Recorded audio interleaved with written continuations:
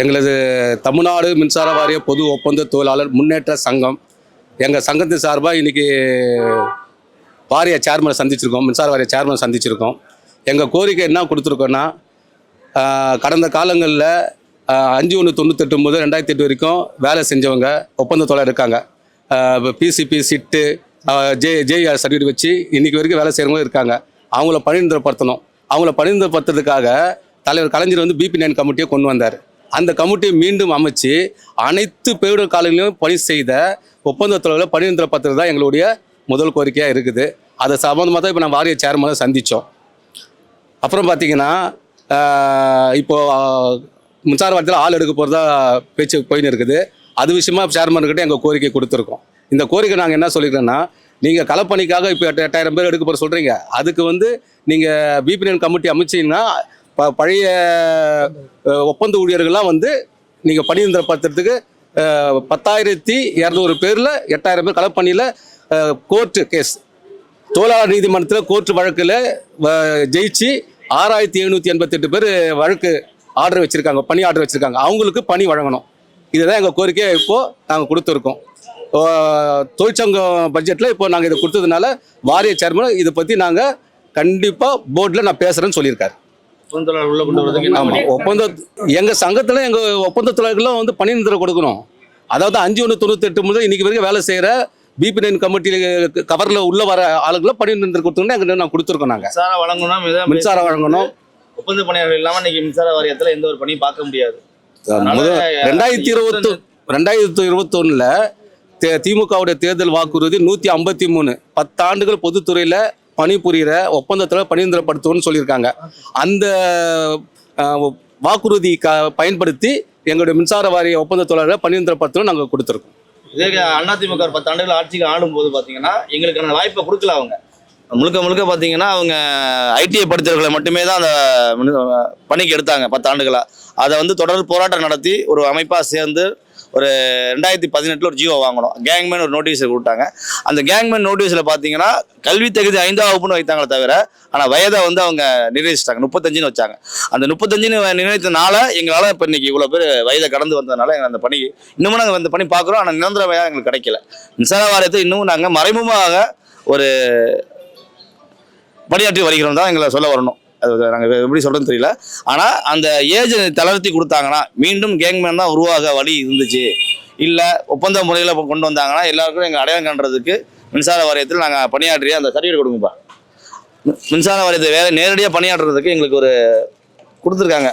AA certificate பண்ணியிருக்காங்க. AA எழுதி கொடுத்துருக்காங்க. அவங்க இந்த கம்பம் நடுறதுக்கு ஒரு 1,500 எங்களுக்கு கூலின்னா அந்த கூலி எங்களுக்கு நான் வாங்கியிருக்கேன். அந்த பணம் நேரடியாக நான் வாங்கியிருக்கேன். எனக்கு அந்த சம்பளம் கொடுத்துருக்காங்க. அந்த வேலை வாங்குறதுக்கு எனக்கு அத்தாட்டி இருக்குது. அந்த 24ஆம் தேதி ஒரு அமைச்சர் வந்து ஒரு பேட்டி கொடுத்துருந்தாங்க.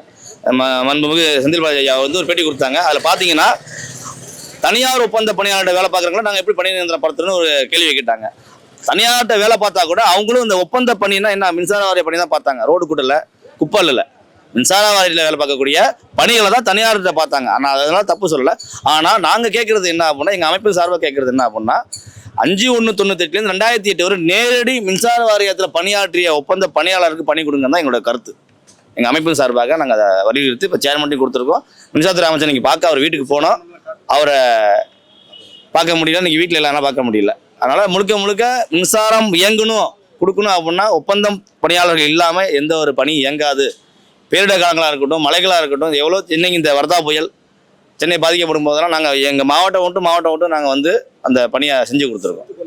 அதனால் இப்போக்கி எங்களுக்கு தேவை என்ன அப்படின்னா, அந்த பழைய ஒப்பந்த பணியாளர்கள் விடுபட்ட ஒப்பந்த பணியாளர்னு சொல்லுவாங்க. இப்போ எப்படி விடுபட்ட கேங்மேன் ஒரு அமைப்பு ஓடிட்டு இருக்காங்க, அப்புறம் விடுபட்ட ஒப்பந்த பணியாளர்கள் எல்லா தகுதியும் இருந்து இன்னைக்கு நாங்கள் வெளியே தான் இருக்கோம். நாளைக்கு நடக்க போகிற அந்த பேச்சுவார்த்தையானது 18 அங்கீகரிக்கப்பட்ட தொழிற்சங்கம் வந்து பேச போகிறாங்க. அவங்களையும் தாய்முடன் கேட்டுக்கொள்வது என்னென்னா, நாங்கள் வந்து வாரியத்தினுடைய விதியின்குள்ளே இருக்கிறோம். கிட்டத்தட்ட 5/1/98 முன்னே தான் ஆள் எடுத்தாங்க. 5/1/98 2008 வரைக்கும் வாரியத்தினுடைய விதியின்குள்ளே நேரடியாக வேலை பார்த்தவங்கள நிராகத பணியை விட்டுட்டு போயிட்டாங்க. அவங்களுக்காக தான் டாக்டர் கலைஞர் ஐயா BP9 வந்து கொண்டு வந்தார். அது மாத்திரம் இல்லை, தேர்தல் அறிக்கையில் பொதுத்துறை நிறுவனங்களில் தொடர்ச்சியாக 10 ஆண்டுகள் பணிபுரிந்த ஒப்பந்த தொழிலாளருக்கு நாங்கள் வேலை தரோன்னு இந்த கழகம் உத்தரவாதம் கொடுத்துருக்குது. அதை மட்டும் இந்த கழகம் வந்து நிறைவேற்றணும். ஏன்னா ஏற்கனவே 85% நிறைவேற்றிட்டாங்க தேர்தல் வாக்குறுதியை. இப்போ நாங்கள் ஆவலாக வந்து எதிர்பார்க்கறது என்னன்னா, இந்த பேச்சுவார்த்தையில் முழுமையாக ஒப்பந்த தொழிலாளரை நேரடியாக கள உதவியாளராக கண்டிப்பாக எடுக்கணும். ஏன்னா கிட்டத்தட்ட 25 ஆண்டு காலம் எங்களுடைய உழைப்பு அதில் வந்து இருக்குது. நாங்கள் இன்னமும் வந்து வீண் போகலை. நாங்கள் நம்புறதெல்லாம் கலைஞர் ஐயாவையும் இப்போ இருக்கிற முதலமைச்சர் ஸ்டாலின் ஐயாவை முழுமையாக நம்புகிறோம். இதை வந்து 18 தொழிற்சங்கங்களும் எங்களுக்காக முன்னுரிமை தரணும். தாழ்மையாக கேட்டுக்கிறேன், எங்களுக்காக உழைச்சவங்களுக்கு முன்னுரிமை தரணும். இன்னைக்கு ஒரு ஒப்பந்த தொழிலாளர் அடிபட்டு இறந்துருக்கிறார். இன்னைக்கு ஒப்பந்த தொழிலாளர் இல்லைன்னு மாதம் வந்து எழுதி கொடுக்குறீங்க. ஆனால் ஒப்பந்த தொழிலாளர் தினம் செத்துட்டு இருக்காங்க. இதை வந்து நாட்டு மக்கள் வந்து பார்த்துட்டு இருக்காங்க. தயவு செய்து இந்த பேச்சுவார்த்தையில் ஒப்பந்த தொழிலாளரை முழுமையாக 18 தொழிற்சங்கங்களும் இறுதியாக பேசணுன்றது எங்களுடைய கோரிக்கை. நன்றி. ஒப்பந்த பணியாளர்ங்கிற வந்து ஒரு அடையாளத்தை கொடுக்கணும். வந்து அடையாளமே இல்லாமல் இருக்கும். அதை வந்து இந்த நடக்கக்கூடிய இந்த கலந்தாய் கூட்டத்தில் ஒப்பந்த பணியாளர்கள் ஒரு அடையாளத்தை கொடுக்கணும். முதல்ல கொடுத்துட்டாலே அவங்களை ஆட்டோமேட்டிக்காக எல்லாமே வந்துடும். மெயினாக ரெண்டாவது பார்த்தீங்கன்னா இறப்புகள் நிறைய இருக்குது. அந்த இறப்புகள் பார்த்தீங்கன்னா மின்சாரம் பாதிப்பு அப்படின்ற அந்த வாக்கியமே வராது. மூடி மறைச்சி காக்கா குருவி இன்னைக்கு ஒரு மாடோ ஒரு ஆடோ அடிபட்டு கரண்ட்டில் அடிபட்டு இருந்தால் 3 லட்சம் கொடுக்குறாங்க. ஆனால் மனிதர்கள் எங்களுக்கு ஒப்பந்த பணியாளர்கள் நாங்கள் வேலை பார்த்தோம்னா அன்னைக்கு ஒரு 5000 10,000 கொடுத்து அந்த கேஸை க்ளோஸ் பண்ணிடுறாங்க. எங்களுக்கு அடுத்த ஸ்டேஜுக்கு கொண்டு போக முடிய வாய்ப்பு இல்லை. ஆனால் இந்த சட்டசபை கூட்டத்தை வரல மின்சாரம் பாய்ந்து அடிபட்டால் 10 லட்சம்னு கூட சொல்லியிருக்காங்க. ஆனால் இன்ன வரையும் யாருக்கும் அந்த 10 லட்சம் கிடைச்சது கிடையாது. அதை விபத்துகள் நடந்தால் சப்போஸ் விபத்துகள் நடக்காம தான் விபத்துகள் பார்க்குறோம். விபத்துகள் தவறும் பட்சம் நடக்கும் பட்சத்தில் அந்த பாதிக்கப்பட்ட குடும்பங்களுக்கு ஒரு இழப்பீடு வழங்கணும். அந்த குடும்பத்துக்கு ஒரு அரசு பணி வழங்கணும்.